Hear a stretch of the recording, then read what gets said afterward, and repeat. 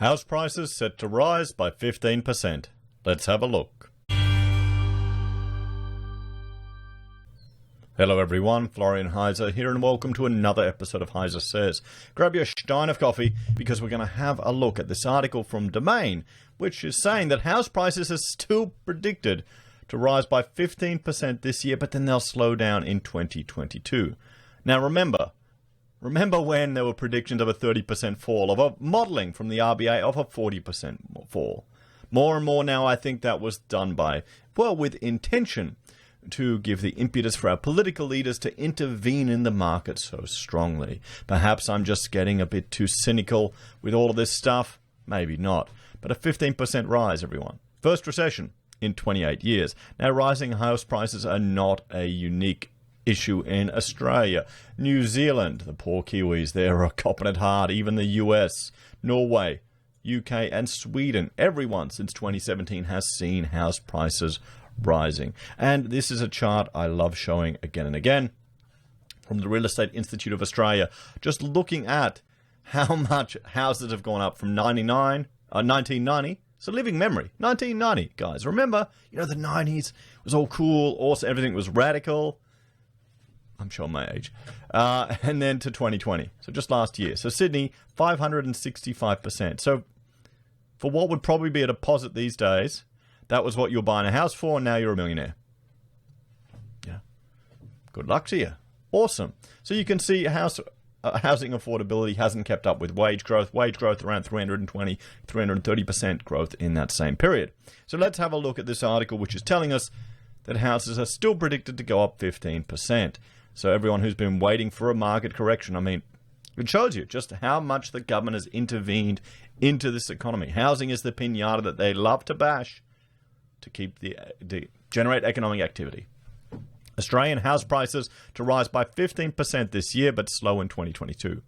House prices across Australia will rise by 15% by the end of the year before slowing to just 5% in 2022. And remember, inflation is pretty much nothing at the moment. According to the bank, not that high, but what, 1.7%? I'll bring up the latest inflation figures from the RBA right now. We'll go here. RBA, what are they saying? Inflation is at 1.1%. So you're still miles ahead if you're just getting 5% growth. The quarterly report released this week revealed markets across Australian capitals are in fully fledged broad-based boom.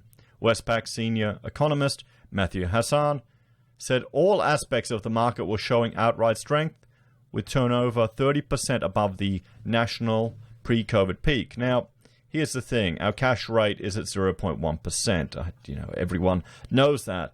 And the RBA, our own governor, isn't worried about this, everyone. We'll have a look here. The RBA will not raise rates to slow a housing boom. Mr. Lowe reiterated that the RBA does not and would not explicitly target house prices with its interest rate policy. They don't care about house prices. It's not what they're worried about.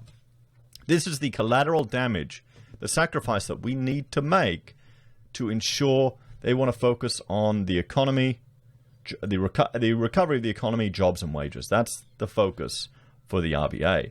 I know they're so good at jobs and wages, but still, guys, that is the focus that they're going to have.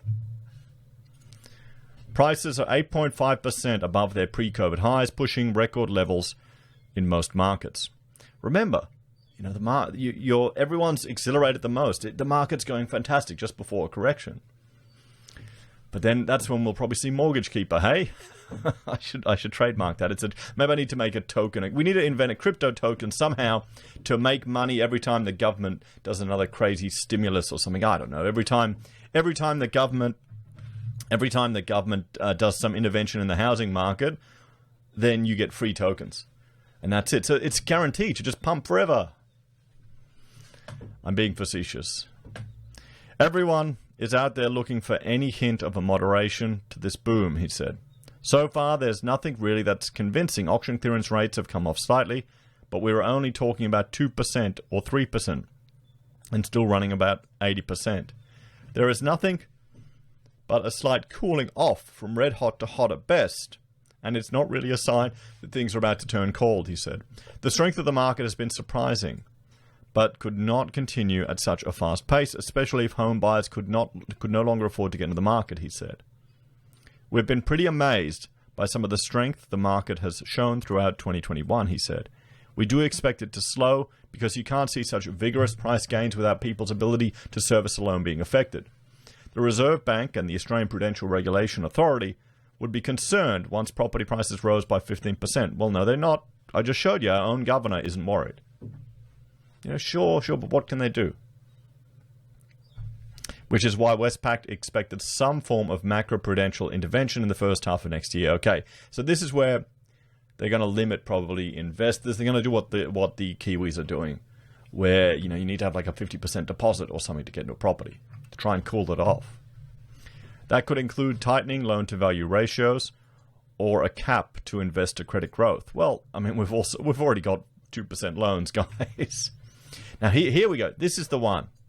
Here, remember this line, because this is what people were saying in Ireland before its property market just plummeted. It will be a soft landing, really. 5% growth is very gentle, he said. A soft landing. Okay? What do you think? Do you think we'll have a soft landing, everyone? I mean, there's been hysteria. Once you've been getting in all this pent-up demand. So if the heat comes off. Strong price gains were happening across all capital cities, particularly Sydney during the coronavirus pandemic, setting it apart from other housing booms in Australia. In previous price rise, 2 or 3 cities propelled the gains each time. One cycle was Sydney and Melbourne, and the cycle before that was the mining states, with 1 or 2 cities sitting it out, Hassan said. That's not just happening now because all cities are booming. Meanwhile, a Finder RBA cash survey of 40 experts and economists predicted Monday revealed the average house price could rise by 21% or $216,000 in 2021 in Sydney. Sydney's just not a Sydney for normal people anymore. Lower income, working class, Sydney is not the city for you guys. You're just a renter there now. You can't keep up with a $200,000 price growth, can you, in a year? Over the next 6 months, that rise is expected to be about 8%. Finder head of consumer research, Graham Cook, said Sydney's property market continued to soar to record-breaking levels. To put that into perspective, prices rose by just 4% in 2020 and 2019 and dropped by 8% in 2018, Mr. Cook said. A 21% increase would be the highest annual increase for the Sydney property market in recent history, beating the previous record of 15% rise in 2013. And here you've got, oh boy. So here's the predicted average price change by December 2021. This year, 1.2 million in Sydney, 926,000 in Melbourne.